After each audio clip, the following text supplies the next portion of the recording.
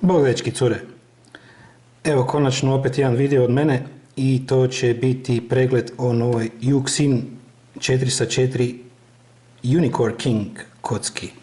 Pa da pogledamo na prvi pogled kocku.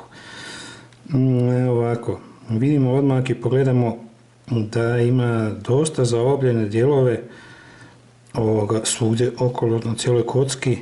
Dakle, ona ima tvornički taj Florian mod.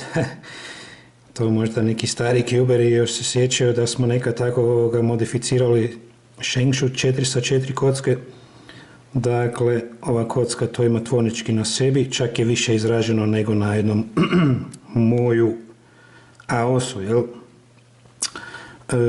To bi bilo u kratkom to, na prvi pogled. O naljepnicama mogu reći da su nekakve standardne nijanse, jel? I na bijeloj kocki sam dobio naljepnice iste koje su i gore na Yuxin 3x3, znači sa tim jednim mat finishem, dakle matsu imaju onak laganu strukturu na sebi. A na crnoj sam dobio sjajne naljepnice. Iste su nijanse, apsolutno identične. Samo da vam pokažem na brzinu, evo žuta, plava, bijela je onako naranđasta, zelena i crvena. Dakle, apsolutno iste nijanse i isti oblici naljepnica, ali su na crno jednostavno, nemaju tu strukturu i jednostavno imaju gloss finish, znači sjajne su. Eto, ja ne znam je li to od početka različito bilo na bijelo i na crno ili su u toku proizvodnje ili jednostavno počeli koristiti druge naljepnice, to vam za sad ne bi znao reći. Dakle, to bi bilo to na prvi pogled, idemo dalje. Evo mehanizmu te kocke, pa da vam za početak pokažem par dijelova. Evo za početak centerpiece, evo ništa naročito novo, izgleda ko što smo već naviknuti od drugih 4x4 kocke, s tim da ima tu ovu udobinu za one male štipce za inline mehanizam, dakle pinove. Evo, samo da vam ukratko pokažem, zaobljeno dosta sa svih strana. Ne znam šta bi puno više rekao, evo jedan edge piece, on ima tu jedan mali torpedočić gore. Evo ovako da vam malo približim. Eto. Ne znam šta bi više puno mogao za reći, o tome samo da vam pokažem. Evo je jedan corner piece, debela gljivica koja stoji na jednom dosta dugačkom tom komadu. Ovdje malo unutra zaobljeno, to smo već vidjeli u nekim 3x3 modelima u zadnje vrijeme, dakle to mu pomaže kao oko corner cuttinga koji je vrlo dobar na toj kocki. Da vam još pokažem, slabo ćete to sad moći vidjeti na kameri, unutra u toj kocki ima jako malo zraka, dakle oni su popunili cijeli unutarnji mehanizam sa plastikom i to mu daje jednu popriličnu količinu stabilnosti i mogu reći da su se oni dosta potrudili oko toga i da stvarno kocka što se tiče stabilnosti nema apsolutno nikakvih problema. Eto, to bi u kratkom bilo to što se tiče mehanizma, neću dalje kocku rastavljati, samo da vam pokažem kako to otprilike izgleda, pa idemo dalje. O performansama ove kocke. Dakle, što vam odmah za početak mogu reći da je ova kocka najvjerojatnije najbrži 4x4 koji je momentalno na tržištu. Dakle, brzina mu je stvarno je ludo brz. To se da malo smanjiti s tim da se malo više zategne. Ali, kao što rekao, jako je brz, ali nije prebrz i ne uzrokuje to da ovo šuta. Evo, mogu, ako baš jako zakrenem red, da malo overšuta, ali pri rješavanju se to zapravo ne dešava. Dakle, ima odličnu brzinu, ali nije prebrzo da jednostavno da se izmiče kontroli. To je fina stvar. Što se još tiče te brzine, vanjski redovi su malo brži od unutarnjih, ali malo, stvarno. To se da riješiti ako se ono rastavi i ako se unutarnji mehanizam ovoga kvalitetno podmaže, se dobije jednostavno, izjednači se manje više ta brzina tih vanjskih redova i tih unutarnjih redova. Koliko toliko, malo još uvijek ostane osjetno da su vanjski malo brži, to se najvjerojatnije ne bude dalo spriječiti, možda nakon, 500 rješavanja će se to malo, unutra razraditi i bit će to još malo još neprimjetnije, ali kao što rekao, ako se ono dobro posloži, se može to dovesti toliko u red da se skoro više ni ne primijeti. Što se tiče corner cuttinga. Corner cutting je za jedno 4 sa 4 kocku vrlo dobar. Dakle, malo više čak nego red na red, ona reže. Kontra reže malo, ali to je jednostavno, na nijednoj 4 sa 4 kocki se ne može previše toga očekivati. Dakle, corner cutting i na srednjem redu mu je stvarno uredan. Popping nije tema na ovoj kocki. Popping se jednostavno, ako je ona kvalitetno zategnuta, ne prerastegnuta, evo ja sam još sad čak malo više rastegnuo jer sam malo prije izvadio par dijelova van. Popping se ne dešava, evo jednostavno da vam pokažem, ne može se desiti. Mehanizam je jako kvalitetan što se toga tiče i eto, o tome ne moramo dalje puno ni pričati. Eto, i što se tiče daljnjih performansi, kao što rekao, jako je brza, ali ne overshoota. Što se tiče stabilnosti, kocka je jako kvalitetna i jako je stabilna. Dakle, ne dešava se da dijelovi kao na onoj 3 sa 3 njihovoj kocki, o kojem je bio moj prošli pregled i vidjeli ste da jednostavno koneri su malo problematični, to se na ovoj kocki ne dešava. Dakle, ona je nije prezategnuta, još uvijek ima taj jedan osjećaj stabilnosti, dakle, po meni to uopće nije nikakav problem na toj kocki. Fin jedan osjećaj ima te stabilnosti i jednostavno, to doprinosi tome da ona ne loka. Ona stvarno nema te lock-upove koje su neke prijašnje 4 sa 4 kocke imali, pogotovo Shengshu ili neke još gore.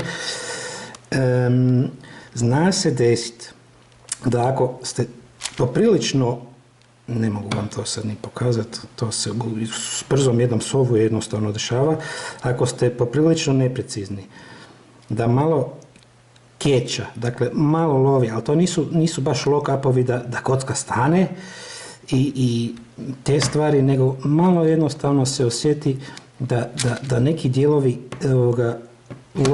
love jedne na druge. Ali to se ne dešava na vanjskim dijelovima, znači na cubicsima, nego se to dešava u unutarnjem mehanizmu. Dakle, dešava se, evo teško ću ja to vam sad pokazati, da tu unutarnji dio od kornera ulovi jedan srednji unutarnji dio i to uzrokuje jednostavno da malo zapne, ali ne utječe to na rotaciju, nego jednostavno osjetite kad okrenete kocku. Dakle, nije to neki sad veliki problem, evo samo da vam ispričam. Eto, što se tiče generalno osjećaja performanse, odlične su je performanse, iznimno je brza, popping nije tema, lokanje nije tema na toj kocki. Eto, dakle sve u svemu je kocka odlična i apsolutno moglo bi se za nju reći da igra u prvoj ligi i da je izazivač moju osu kocke, ali o tome ćemo još poslije malo pričati. Dakle, eto, to bi bilo to ukratko o performansama, pa idemo dalje.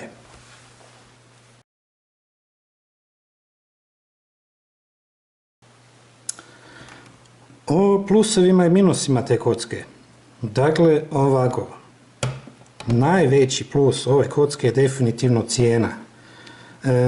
Ona dođe po online dućanima do $15, negdje i manje, dakle to je za jednu 4x4 kocku ovih performansi apsolutno izvanredna cijena, nećete dobiti vrhunsku kocku za manje novaca, dakle to je apsolutni plus. Što se tiče još pluseva, kao što rekao, ona ima vrhunske performanse, ultra je brza, ne loka, ne popa, dakle, ta kocka je jednostavno jedan veliki plus po meni. Meni se jako sviđa, puno drugim cuberima se jako sviđa. Eto, nemam puno šta više za reći o tome. Jedini minus koji sam ja čuo, koji ja za sad ne mogu potvrditi jer nisam napravio jednostavno dovoljno rješavana na njoj, da se te naljepnice jednostavno nakon nekog vremena žele skinuti. Jer valjda navodno to ljepilo ispod njih koje na njima ne drži vječno. Kao što rekao, ja nisam toliko napravio rješavanja da bi mogao pričati o tome. Eto, to bi možda bio jedan minus koji bi ja mogao tu navesti koji sam čuo od drugih ljudi. Ali, eto, inače ta kocka nema puno minusa. Šta bi još htio samo spomenuti kao pod navodnicima jedan minusić. Kocka dosta zahtijeva isprobavanja i što se tiče setupa, znači što se tiče tenzije, što se tiče podmazivanja, morate malo eksperimentirati da nju dovedete u jedan red, recimo, da bi ona bila odlična. Ali, ako to napravite, onda će ona stvarno postati jako, jako dobra. Dakle, nema baš boljih kocki po mom mišljenju na tržištu od nje momentalno, tako da eto, što se tiče pluseva i minusa nemam ni tu baš puno više šta previše za dodat, pa eto, ajmo na kraj videa na moje završne misli. Evo moje završne misli o toj kocki.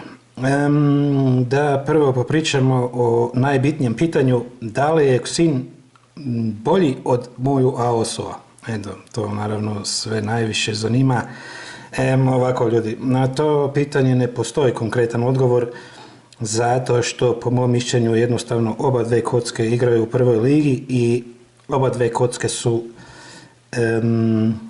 što se tiče kvalitete, što se tiče osjećaja i što se tiče brzine i svega i općenito performansi, su si tu negdje.